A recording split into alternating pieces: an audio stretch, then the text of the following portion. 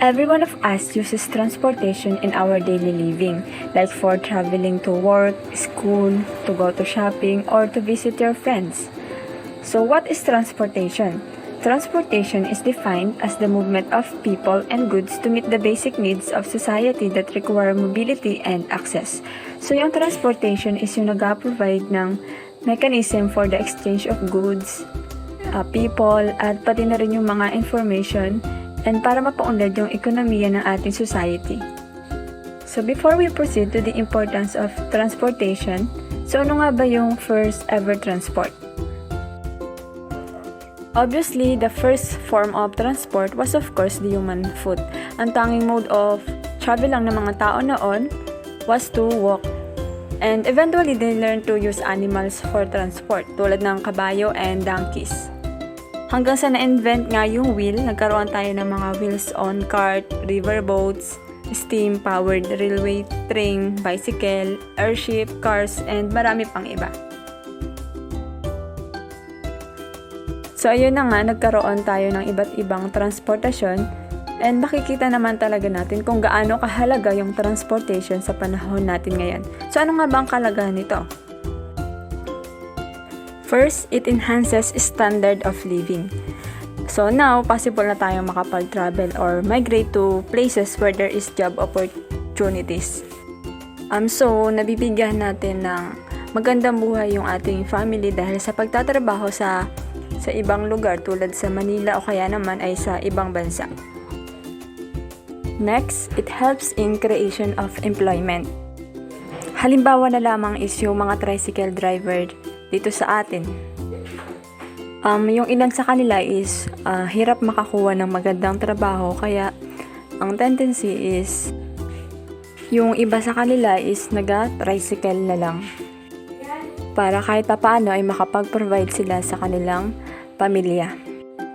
So pati na rin yung mga nagtatrabaho sa ating mga barko at sa mga eroplano, yung mga seaman, flight attendant, mga piloto. So ayan, maraming opportunity or trabaho sa transportation. Next, it supports greater reach and availability for the products in the marketplace. So, alam naman natin kung gaano kahalaga ang transportasyon pagdating sa pag-avail ng mga products sa ating marketplace. It helps during emergencies and natural calamities. So, very important itong transportation sa pag-save ng ating buhay. So, halimbawa na lamang kapag may na-aksidente. So, ang tendency is dalhin sa pinakamalapit na hospital which is kinakailangan natin ng sasakyan para mapabilis tayo. So, mahalaga talaga itong transportation sa pagdating sa mga emergencies and calamities. Next, it helps in industrial and agricultural development. So, it has been possible for us to use good fertilizers and modern equipment because they could easily transported Lastly, to our marketplace at reasonable cost. Activity and provides opportunity for growth under Next, competitive it conditions. helps in cultural development. Sa pagkakaroon ng So, magandang because of ekonomiya. transportation, we are no longer divided by specific boundaries. So, it has been became easier to maintain contact. Now, let's proceed to dahil the doon mas modes nauunawaan of natin transportation. yung kultura So, ano-ano nga ba ng, itong mga modes ng ibang transportation natin? lugar o ng So, ibang meron bansa. tayong roadway transportation, railway transportation, waterway transportation, and airway transportation. Unahin natin yung roadway transportation. So, this mode of transport helps to transfer the goods from one place to another by road through various methods like auto, buses, cargos, and others. So, ang advantages nito, flexible service. So, among all types of the transportation, it is the only mode that could give flexibility of service to reach one place to the desired location. So, maihatid tayo nito sa sa mismong lugar na gusto nating puntahan. Next, it helps to facilitate the movement of goods even in remote area. So, yung remote area is yung place na malayo sa civilization. comparatively a cheaper and affordable mode of transport for poor and middle class people. Next is suitable for short distance travel or transportation of goods. Ang mga disadvantages naman nito, not best for heavy cargo and long distance. So, hindi ito appropriate for transporting heavy cargo over a long distance. So, baka mag-cause pa ng damage doon sa mismong sasakyan or doon sa goods and services. Next, the goods can be destroyed or damaged due to specks of dust and pollution. So, katulad sa mga tricycle, na-expose yung ating goods and products sa mga dust and pollution. Next is accidents and breakdowns. So, mataas ang risk ng aksidente sa ating mga kalsada. And halos nang nababalitaan ko sa TV is hindi nawawala yung road accidents. Second is the railway transportation. The concept of rail transportation is movement of multiple wagons or a train wagons or passenger bogies fitted with steel wheel running over two parallel steel rails at the railway's track. So, isa sa mga halimbawa nito is yung ating MRT and LRT. So, dumako tayo sa advantages nito. It is economical for long distance, high speed covering huge area. So, aside from airway, isa ito sa pinakamabilis na transportation. And magandang choice din ito for long distance traffic. So, it is suitable for carrying a bulky amount of goods and products. So, it is Sa disadvantages naman is, it is not suitable for hilly areas. Isa sa pinakang dahilan nito is yung topography ng mountains. It is costly and timely for terminal operations. And it consumes much time for booking of goods through the comparison of road transport. Last is no rural service. So, katulad dito sa ating probinsya, it cannot be operated economically due to substantial capital needs and traffic. So, maaring mag-cause pa ito ng inconvenience sa mga tao. Third is the waterway transportation. Water transportation described as the movement of people and freight by boat, ship, barge, or sailboat across ocean, sea, lake, canal, or river, or through other modes of water transportation. The advantages is it promotes foreign or international trade.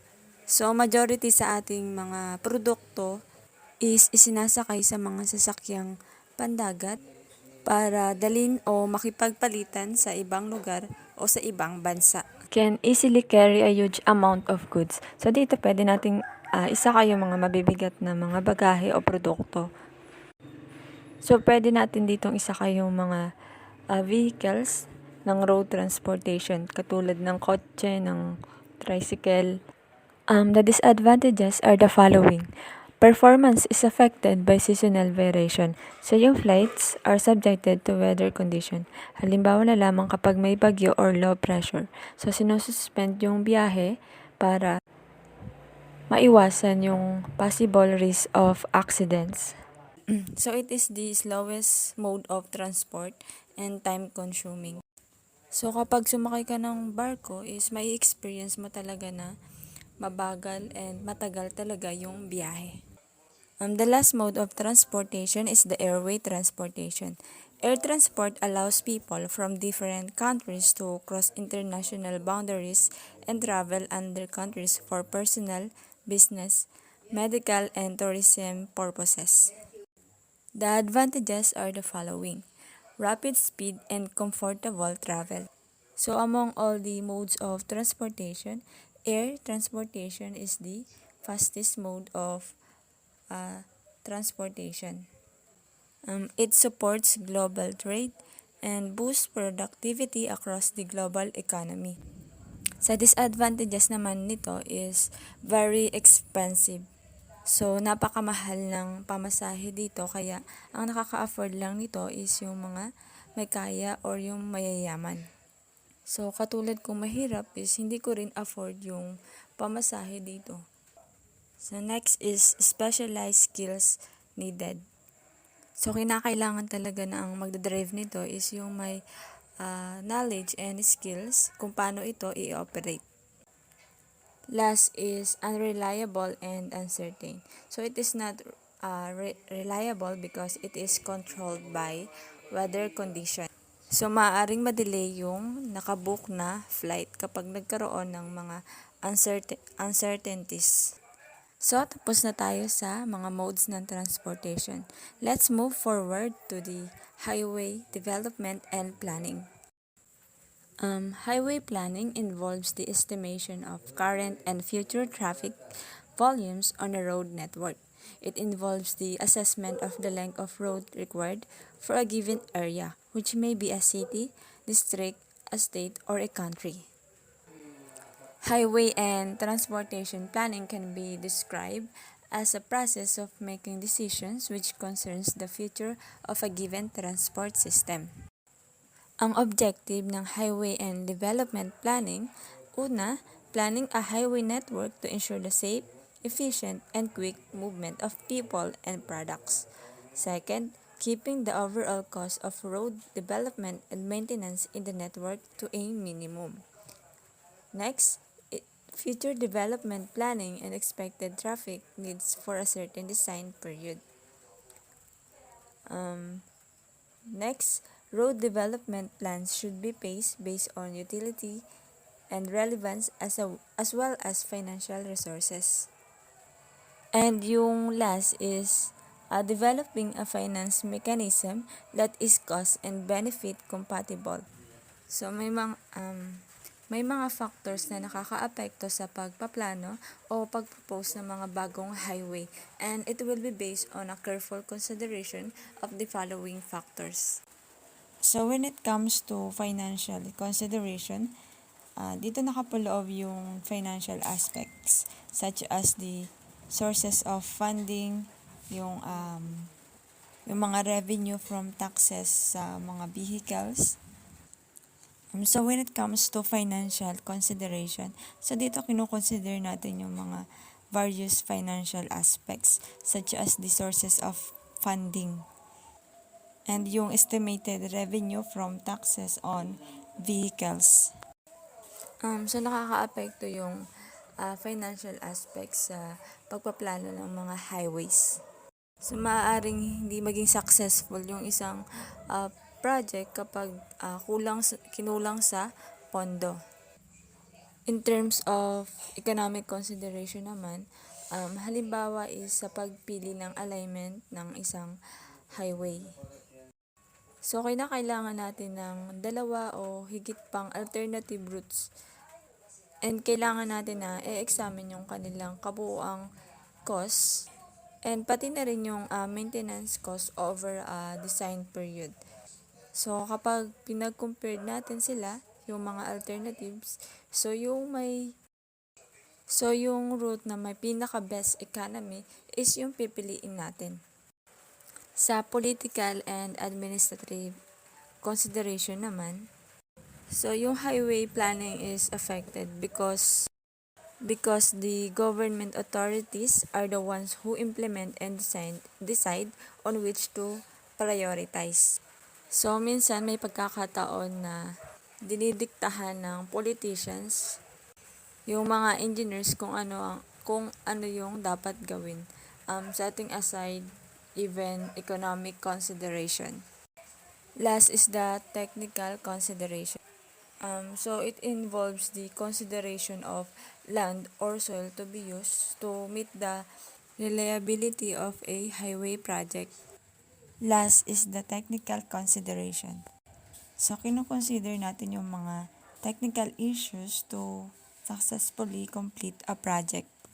So, dito nakapaloob yung performance and yung reliability ng isang highway project.